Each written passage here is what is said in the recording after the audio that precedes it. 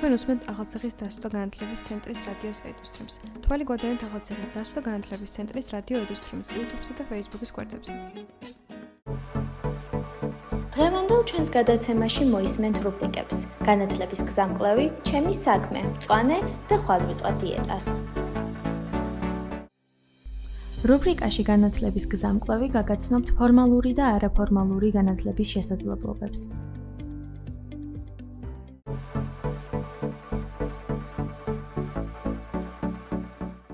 მოგესალმებით, ეთერშია გადაცემა განათლების გზამკვლევი და მე მისი წამყვანი ნანა ყავრელიშვილი ვარ. დღევანდელი ჩვენი გადაცემის სტუმარია ახალციხის დასრულთა განათლების ცენტრის ხელმძღვანელი თამარ კაპანაძე. დღეს ჩვენ ვისაუბრებთ ახალციხის დასრულთა განათლების ცენტრის დაარსების ისტორიაზე, მის მიზნებსა და ამოცანებზე, ასევე იმ პროგრამებზე და სერვისებზე, რომელსაც სთავაზობს სამცხე-ჯავახეთის რეგიონს. მოგესალმებით, ქალბატონო თამარ და მადლობა, რომ ხართ ჩვენი გადაცემის სტუმარი. მოგესალმებით, დიდი მადლობა, რომ მომიწვევთ და დაინტერესდით ამ თემით. ქალბატონო თამარ, ჩვენ მსმენელებს რომ უფრო კარგად გავაცნოთ და ახლოდან ახალციხის დასრულთა განათლების ცენტრი, რო გითხრათ, როდის დაარსდა, ძირითადად რა იყო მისი დაარსების мотиваცია და დღეს რა მიზნებს და ამოცანებს ატარებს. ჩვენ ცენტრი დაარსდა 2006 წლიდან. მისი დამფუძნებელია დივირი საერთაშორისო, ეს არის სახალხო უნივერსიტეტების გერმანული საერთაშორისო ასოციაცია, რომელიც ასევეა დამფუძნებელი დანარჩენი 14-ის დასრულთა განათლების ცენტრის, რომელიც საქართველოში ფუნქციონირებს. ჩვენი ცენტრი იყო პირველი სამხრეთ კავკასიაში, მაგრამ მას მერე იმის გამო, რომ უფრო აქტუალური ნახეთ, რომ ეს თემა არის მნიშვნელოვანი, გაიზარდა ჩვენნაირი ორგანიზაციები და დღეს ეს ორგანიზაციები არიან ქსელის წევრი, ეს არის დასრულთა განათლების ასოციაცია, ცენტრების ასოციაცია და ჩვენ ყველა ერთად ვახორციელებთ მსგავს პროექტებს და გვაქვს საერთო მიზნები. უფრო კონკრეტულად რო გითხრათ, რა არის ეს მიზანი? და ამოცანა, რასაც რეგიონში ახორციელებს ახალციხის დასრულთა განათლების ცენტრი და ასე რა ვთქვათ, მის უნიკალურ ნიშას ტოვებს რეგიონში. პირველ რიგში ჩვენი ცენტრის მიზანია ხელი შეუწყოთ რეგიონის განვითარებას, სოციალურ-ეკონომიკურ განვითარებას, საგანმანათლებლო შესაძლებლობების შეთავაზებით. უფრო კონკრეტულად ჩვენ ვფიქრობთ, რომ პოპულარიზაცია გავუწიოთ მთელი სიცოცხლის მანძილზე სწავლების კონცეფციას, რომელიც რას ნიშნავს, ნებისმიერ ასაკში ადამიანს შეუძლია მიიღოს განათლება, განვითარდეს, თუ რამე უნარია გასავითარებელი, ხელახლა გაიაროს ტრენინგი, ისწავლოს და ასე შემდეგ. ანუ ჩვენ ვამბობთ, რომ სიცოცხლის ბოლომდე შეგიძლია სწავლა გვიანი არასდროს არ არის. ჩვენი სერვისები არის არაფორმალური განათლების სერვისი. გვაქვს სხვადასხვა კურსები, ტრენინგები, საჯარო შეხვედრები, პროგრამები, რითაც ვეხმარებთ ადამიანებს განვითარდნენ როგორც პიროვნულად, ისე პროფესიულად. ვახსენე, რა თქმა უნდა, ჩვენი დონორია და დღემდე მხარს გვიჭერს ეს ორგანიზაცია, ანუ ეს არის უწყვეტი ერთგული დონორი, რომელიც ავითარებს ამ ჩვენერ ცენტრებს საქართველოში უკვე 2000 ჩვენი ცენტრი პირველია, როგორც თქვი, 2006-დან, მაგრამ თვითონ ცოტა ადრე შემოვიდა საქართველოში და ეს ორგანიზაცია ჩვენ თბილისში არის არა მარტო საქართველოს, არამედ რეგიონული ცენტრი და ასევე ეხმარება სომხეთს, თურქეთს და აღმოსავლეთ ევროპას და რა არის იდეა. პირველ რიგში საქართველოში რატო დაარსდა და რა ნიშნით შეირჩა, თქვა ვახსენე ხო, 15 ცენტრი მუშაობს. თუ რამე ნიშნით ჭირდება საზოგადოებას ინტეგრაცია, დახმარება. მაგალითად, ჩვენი და ახალქალაქის ცენტრი არის შერჩეული იმ ნიშნით, რომ ჩვენთან ცხოვრობენ ეთნიკური უმცირესობები და ეხმარება, თქვა, მოსახლეობის ინტეგრაციას, რა კუთხით, რომ სთავაზობს სხვადასხვა საგანმანათლებლო სერვისებს. ასევე ბევრი ცენტრი, რამდენიმე ცენტრი დაარსებულია ლტოლვილთა და იძულებით გადაადგილებულ და დასახლებებში, ასევე არის სოციალურად და ეკონომიკურად შედარებით შეჭირებულ რეგიონებშიც. ჩვენ ძირითად ფუნქცია ხარ არის და რას ვაკეთებთ, ხო? ჩვენ გვაქვს ეგრეთ წოდებული დასრულთა განათლების პაკეტი, ანუ ეს არის ჩარჩო, რომელიც განსაზღვრავს რა მიმართულებებით უნდა იმუშაოს ცენტრებმა და რას ნიშნავს ეს? არის მიმართულება მაგალითად რამდენიმე და ესენია ახლა ჩამოთვლილი პიროვნული განვითარების კურსები, აი ამ კურსების ფარგლებში მაგალითად ჩვენ ვთავაზობთ ენების კურსებს, სხვადასხვა რბილი უნარების განვითარებას, ან ტრანსფერული უნარების განვითარებისთვის საჭირო ტრენინგებს. მეორე მიმართულება არის პროფესიული განვითარება, ეს არის სახელმწიფო კურსები მაგალითად, რომლებიც ჩვენ ცენტრებში ხორციელდება. ასევე არის გარემოს დაცვითი მიმართულება ძალიან პრიორიტეტი, ციფრული განათლება, სამეწარმეო საქმე, ესენი არის ის ძირითადი მიმართულებები. ასევე ვფიქრობთ, რომ ადგილობრივ ტრადიციებს, კულტურას ჭირდება პოპულარიზაცია და განვითარება, ესეც არის ერთ-ერთი მიმართულება. ეს არის ის ძირითადი ჩარჩო, რის ფარგლებშიც მუშაობ. და აქვე ჩაგეძებთ და გკითხავთ, ძირითადად ვინ არიან თქვენს აქტივობებში აქტიური მონაწილეები, კურსის მონაწილეები, ასევე ისაუბრეთ, რომ სხვადასხვა გარემოს დაცვითი აქტივობებიც გაქვთ და ფაქტიურად როგორც გამოიკვეთა, როგორც ფორმალური, ისე არაფორმალური განათლების მიმართულებითაც მუშაობთ. ფორმალური განათლება ერთადერთი შემთხვევა გქონდა, როცა ერთ-ერთი სახელმწიფო კურსი, მაგალითად, კერვის კურსი გქონდა. ფორმალური განათლება რას ნიშნავს, ხო? ჩვენ უნდა მოვერგოთ სახელმწიფოს მიერ შემუშავებულ სტანდარტს და გქონდა მოკლედ პროგრამა, რომელსაც სახელმწიფო პროგრამა მომზადების და გადამზადების კურსი და შემდეგ გავცემდით სახელმწიფოს მიერ აღიარებულ სერტიფიკატს. ეს პერიოდულად უნდა განვაახლოთ, მივიღოთ ხელახლა ნებართვა სახელმწიფოსგან, რომ შევძლოთ ამ კურსის განხორციელება. დანარჩენი პროგრამები არის არაფორმალური განათლების კურსები და ტრენინგები, ასე შემდეგ. და ამას სახელმწიფო აღიარება ამ სერტიფიკატი არ მოყვება. თუმცა ჩვენ ასევე გავცემთ ამ სერტიფიკატს, რომ ნამდვილად დაასრულა კურსი ან რომელიმე ტრენინგი გაიარა, რაც ხშირად საჭიროა ხოლმე იმისთვის, რომ დაადასტურონ სადმე თავიანთი ცოდნა. ჩვენი კურსები, თქვათ, განსხვავდება სახელმწიფოს მიერ აღიარებული კურსებისგან რით. ჩვენ არ გვაქვს, მაგალითად, ეს არ არის პროგრამა, რომელიც აძლევს პროფესიას. მაგრამ ეს არის გარკვეული უნარების განვითარების კურსი. მაგალითად, ჩვენთან არის კერვის კურსი, ხო? კერავი კი არ გამოვა ჩვენთან. ანუ კონკრეტულად შეძლებს თქვა რაღაცის შეკერვას, რაც ჭირდება სახლში. წამოიწყოს თავისი ბიზნესი. მოკლედ აი ესეთია ჩვენი და ამიტომ არაფორმალური, რომ აუცილებელი არ არის, რომ სერტიფიკატი გაიცეს, არამედ რაღაცა უნარი განუვითარდეს, რაც რეალურად დაეხმარება მე ადამიანს თავის საქმიანობა უკეთესად შეასრულოს. ასევე გქონდა კულინარიის კურსი, ხო? ხშირად ვიტყოდით ხოლმე, რომ ეს არის დიასახლისების კურსი და სახლში უკეთესად გააკეთონ საჭმელი და არა იმისთვის, რომ სადღაც თქვათ მარტო მზარევლად დაიწყოს მუშაობა. თუმცა ამის შესაძლებლობასაც იძლევა ჩვენი კურსი, რომ თქვათ ჩვენს მიერ გაცემული სერტიფიკატი რამდენიმე ადამიანი მაგალითად დასაკვირდა ბაღებში მუშაობენ, მაგალითად მზარეულობა და ასე შემდეგ.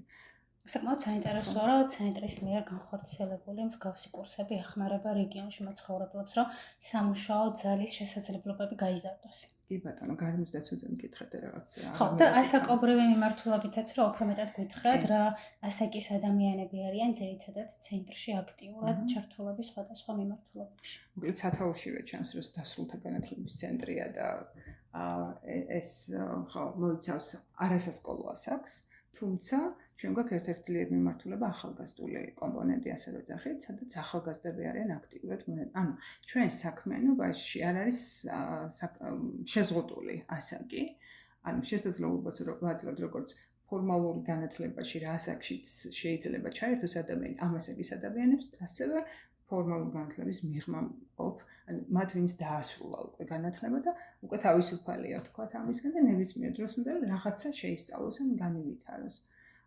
ჩვენი ბენეფიციარების ასაკი შეიძლება მერყეობდეს ახლა 12-13 წლიდან ყველაზე ასაკოვან ბენეფიციარს ვიხსენებ ახლა 75-18 წლის იყო ის კალბატური რომელიც კერვას სწავლობდა.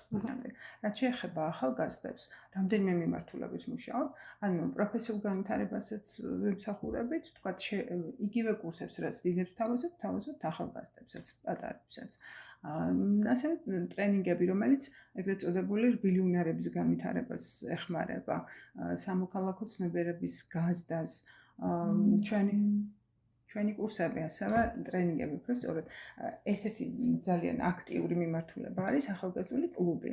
და ეს კლუბი ფუნქციონირებს, ჩვენი ცენტრი გახდა ძალიან ცნობილი ორგანიზაციის Umbrella-ს პარტნიორი და მათ დახმარებით სპეციალური პროგრამა შემოვიტანეთ, რომლის მიხედვითაც გარკვეულ ტრენინგებსა და პროგრამებს თავაზობთ ახალგაზრდებს და პლუს ამას ისეთი ახალგაზრდები, რომლებიც არიან აქტიურები, ამბრელას დახმარებით გაცვლით Erasmus+ პროგრამაში ვარ ჩართული და შეუძლიათ გაცვლით პროგრამებშიც მიიღონ მონაწილეობა. აი მაგალითისთვის გეტყვით, ჩვენგან რამდენიმე ახალგაზრდა წავიდა იტალიაში, ამ მოკლებადიან კურსებში და ბანაკებში მიიღო მონაწილეობა გაცვლით პროგრამებში, ასევე იყვნენ ხორვატიაში მიდის, რუმინეთში, მოკლედ ძალიან ისეთი მომხიბვლელია ხოლმე ახალგაზრდებისთვის ეს შესაძლებლობა. ძალიან ბევრი ბავშვი მოდის, ახალგაზრდა, უფროსკლასელი, სტუდენტი ჩვენთან იმისთვის, რომ ჩვენი მიერ შეთავაზებული სერვისებით ისარგებლოს. ასევე მე როგორც ვიცი, ცენტრთან არის არსებული ფოლკლორული ჯგუფი, კურსი, რომელიც ერთ-ერთი, ასე ვთქვათ, წამყვანი შეიძლება იყოს რეგიონში ამ ეტაპზე. რა შეგიძლიათ რომ ამაზე გითხრათ? როგორც გითხარით, კულტურული და ტრადიციული მიმართულება, ტრადიციების განვითარების და ხელშეწყობის მიმართულება ერთ-ერთი წამყვანია ჩვენთვის და ამ ეტაპზე ჩვენ გვყავს ორი, მოკლედ დაიწყო იგიდან ჯერ შევთავაზეთ ახალგაზრდების კურსი გიტარის და ფანდურის ძირითადად, თუმცა ჩვენი მასწავლებელი იმდენად მრავალფეროვანი აღმოჩნდა და ამ ადამიანს განვითარების ძალიან დიდი შესაძლებლობები აქვს და უნარი რომ სიახლეები დანერგოს, არ დაკმაყოფილდა მარტო გიტარას და ფანდურს და უამრავ საკრავზე ასწავლის ბავშვებს, სხვადასხვა ქართულ ხალხურ საკრავებზე დაკვრას და გარდა ამისა დაკვრასთან ერთად ვოკალის გაკვეთილებსაც თავაზობს. და ამის საფუძველზე უკვე შეიქმნა ორი ანსამბლი. გიტარის ანსამბლი, რომელსაც თვითონ დაარქვეს ესე String Wavy და არის ფოლკლორული ანსამბლი, რომელსაც ქვია Mesx Folk.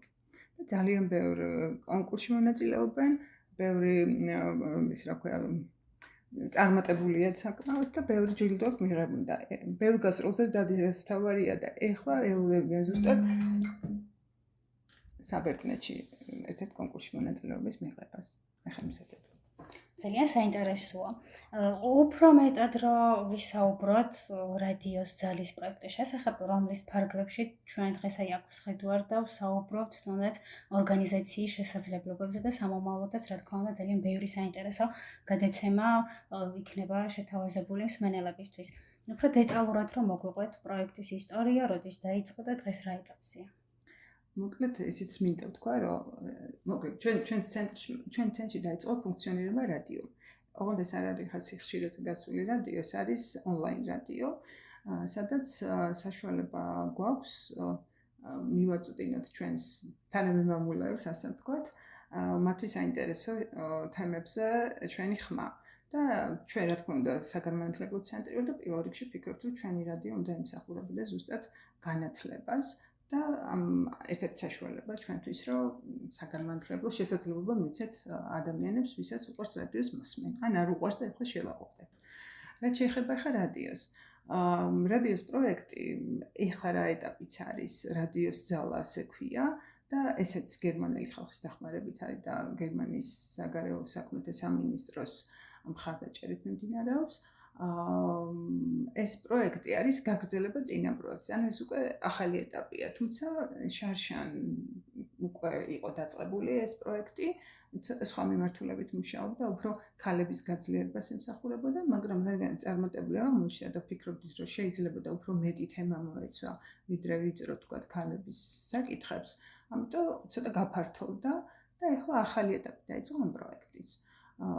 პროექტში ჩართულები არიან გოგონები, ახალგაზრდები, რომლებიც მოხალისეობრივად მუშაობენ ჩვენთან და ეს ძალიან საინტერესოა, რომ მოხალისეობა ისე პოპულარულია ახალგაზრდებში განსაკუთრებით და ეს ემსახურება იმას, რომ ჩვენი მოსახლეობისთვის საინტერესო საკითხები გავაშვათ.